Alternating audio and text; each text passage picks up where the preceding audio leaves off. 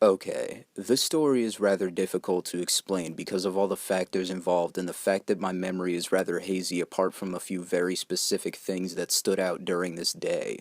When I was probably around the age of 9 or 10, my friends and I went on a field trip to a historical museum.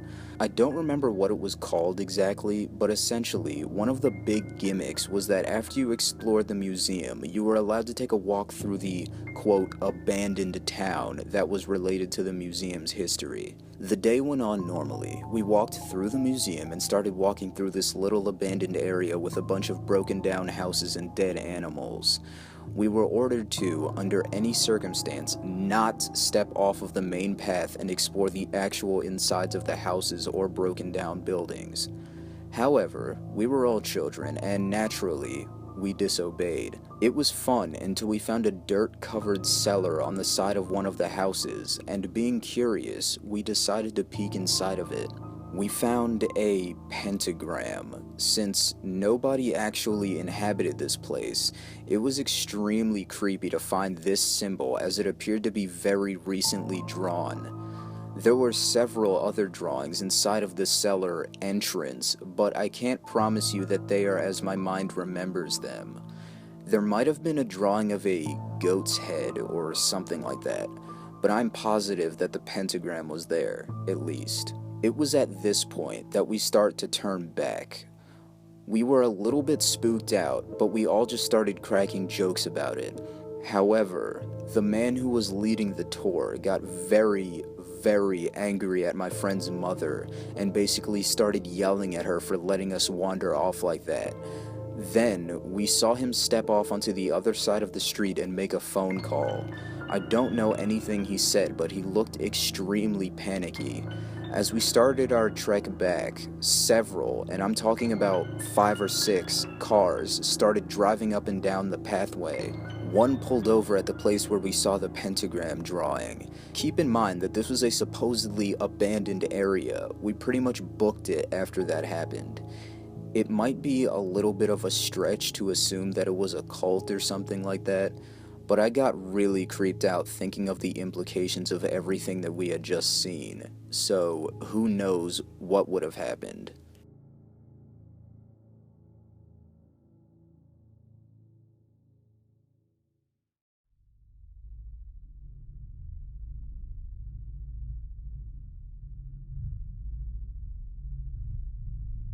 I live in a state where the KKK are still fairly active, and one of their main meeting places is an old battleground about 15 minutes away from my house. So one day, my friends and I decided to go to Hobbit Land, which is what everyone calls the woods, as there are legends of evil hobbits protecting the woods there. When we get there, we notice that something's not right as we can hear a bunch of people off in the distance.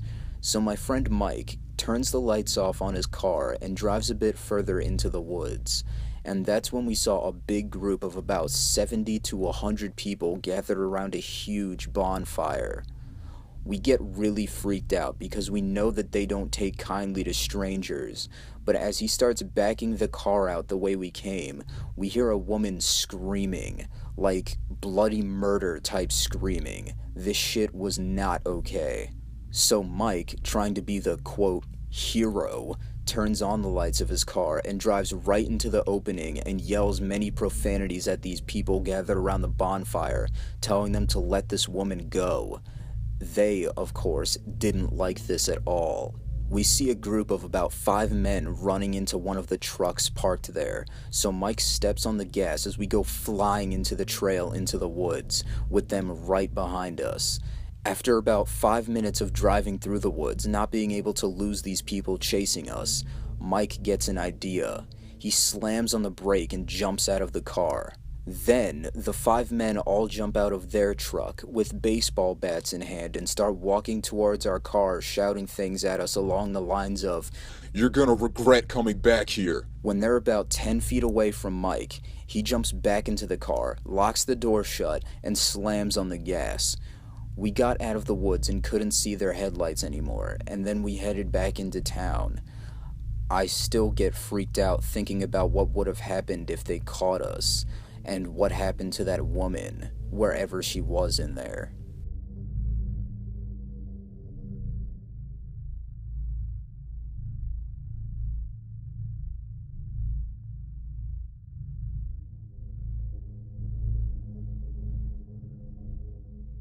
Alright, so this is my first time trying to tell this story to anybody, so bear with me.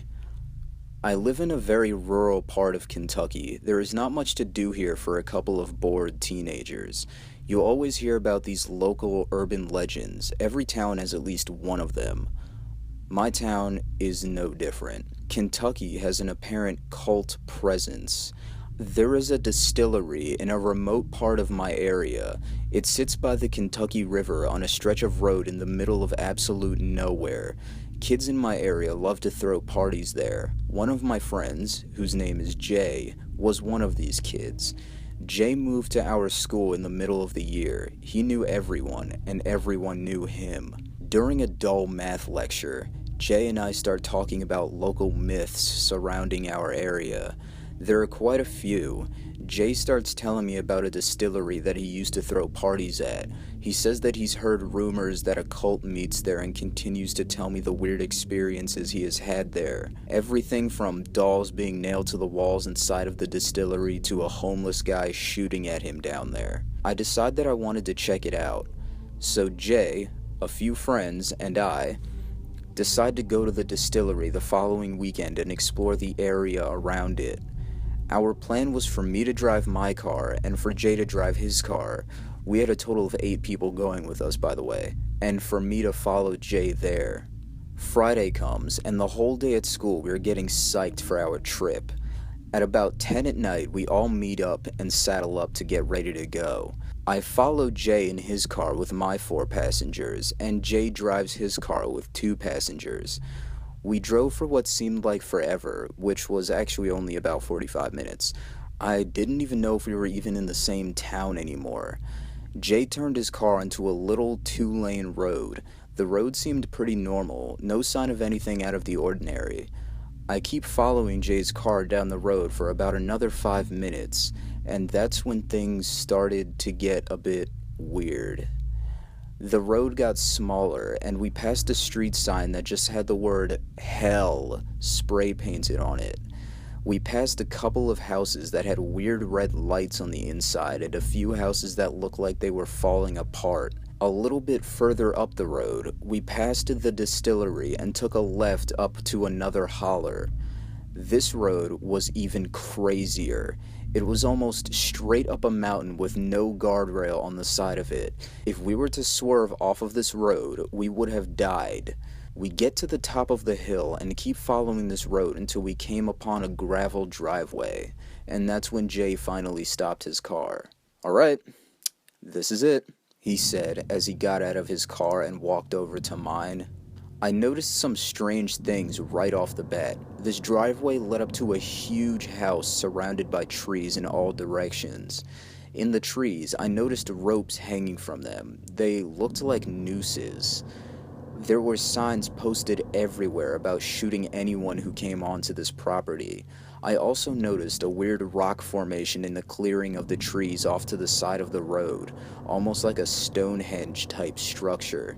After talking to Jay for a little while about the route we were going to take back home, we noticed lights coming down the driveway. A few of them, actually. Jay quickly shouts, "Okay, drive, drive!" and he took off back into his car. I immediately floored it. I left Jay and his passengers in the dust. I almost hit 3 deer that jumped out in front of the car. My buddy in the back seat started asking us if we've seen those things behind us. I asked him what he was talking about, and he said that there was what looked like dogs in the road behind us. He said that they looked like dogs, but they were actually way too big to be dogs. We got back to town and stopped at a Waffle House to rehash what had just happened. Jay said that he has seen a few dirt bikes and ATVs coming down the driveway and didn't want to be around when they got down there. Now, could this have been the cult that everyone was talking about?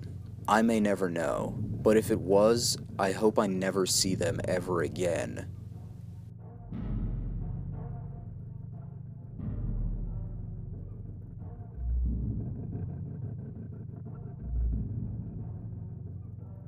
The events told in this story happened to my best friend and I 6 years ago, and to this day it still sends chills up my spine. In our early teen years, Will and I were more than a little adventurous. Both of our mothers were teachers at our school, and part of being a teacher's kid is that after the final bell rings on your last day, it's still not summer. You can look forward to one more week of waking up early so you can help your parent clean the classrooms and pack up the textbooks. It was always very boring, and most of these days, our mothers were in meetings, so we just ran around an empty schoolhouse. I remember vividly that this day was a Friday, the last day before we could experience our summertime freedom, and Will's older sister, Stephanie, had also come up to help pack her mom's classroom. The three of us had been playing manhunt while our moms were in meetings. Will told us that he wanted to have a smoke.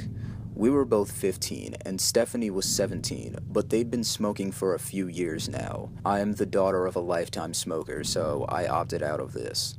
We walked to the adjacent middle school football field, then past an open fence into a wooded clearing that was the usual hangout for kids skipping class. I need to interject the story to tell you that I'm from Florida, and rural Florida is nothing like the postcards of tanned beauties and flamingo skyscrapers. My hometown exists only because someone developed a way to make semi-livable land out of a swamp. So, Will, Stephanie, and I sat on the outskirts of this clearing as they both smoked, until we decided it'd be fun to go for a walk in the woods.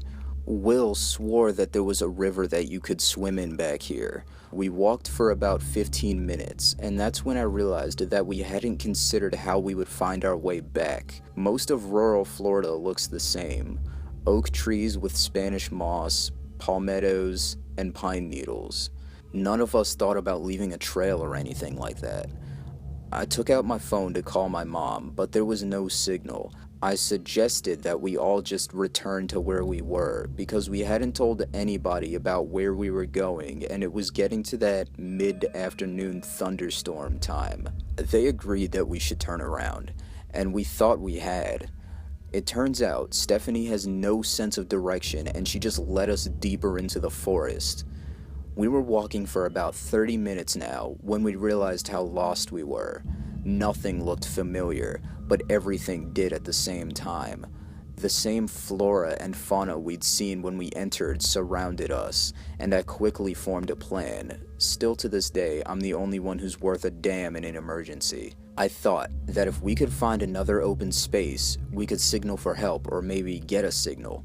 We walked for another half hour before we saw a hunting tree stand, which was more than odd. By this point, I knew that we had crossed over into the national park behind our school, and hunting was strictly forbidden there. Okay, so more walking, less talking.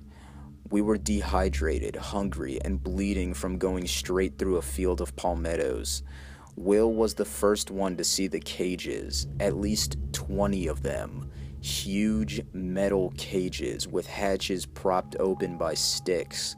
Stephanie just assumed that it was for catching wild boars, but none of us had ever seen or heard of boars being around our town. Some of the cages had dried blood around them, and one looked as though it had been kicked hard from the inside. The entire time we were lost, Will had been trying to call his dad. No signal, so no luck. My flip-flops were broken, so I was now barefoot and bleeding pretty badly from the palmettos. We needed to take a break, so I sat down on a log while Will went around holding his Nokia Razr up to the air, trying to get a signal. He left our sight for maybe 10 minutes, and that's when we heard him scream. Stephanie and I sprinted towards the direction of his voice, but froze when we saw two men. One was about 60, with white blonde hair that hung down to his shoulders and a weather-beaten face. He was covered in dirt and the denim shirt he was wearing was shredded to bits. The other man was about 20 and looked like he had just left his job at a cubicle. He was wearing a button-down white shirt and nice pants. However, neither of them were wearing shoes, and they were both crouching. These two men were squatting and looking directly at us. their arms limp and dangling, close-lipped, smiling.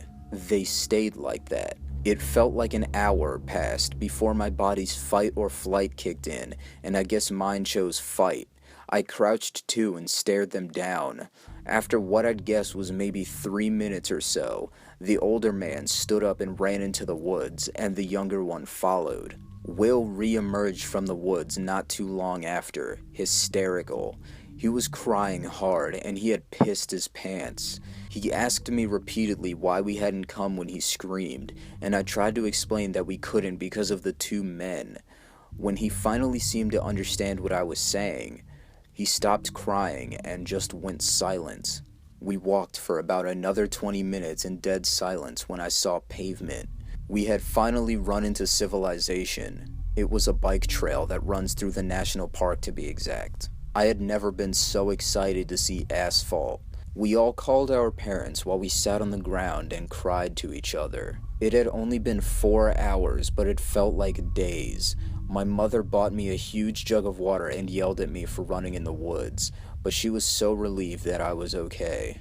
I told her about the two men that I had seen in the woods, and she thought that warranted telling the cops, so I wrote my statement and that was the end of it. I never heard anything from the police. About 2 weeks later, Will was over at my house playing some video games when he brought up the subject of the woods. Through bites of pizza, he told me that he hadn't seen those two men. While he was out searching for a phone signal, he heard pine needles being crunched underfoot, and it sounded as if something was bounding at him, so he hid. He hadn't even looked behind him, he just went and hid behind a fallen tree. The noise then stopped, and he stood up to come back to us when he saw a woman crouching about 15 feet away from him. She had dried blood in her hair, and it was all over her shirt as well, and that was when he screamed. He said she stared at him until she turned and ran back into the woods. To this day, I don't think anyone's ever found those people that we saw in the woods. But since that event, I refuse to step foot into that park.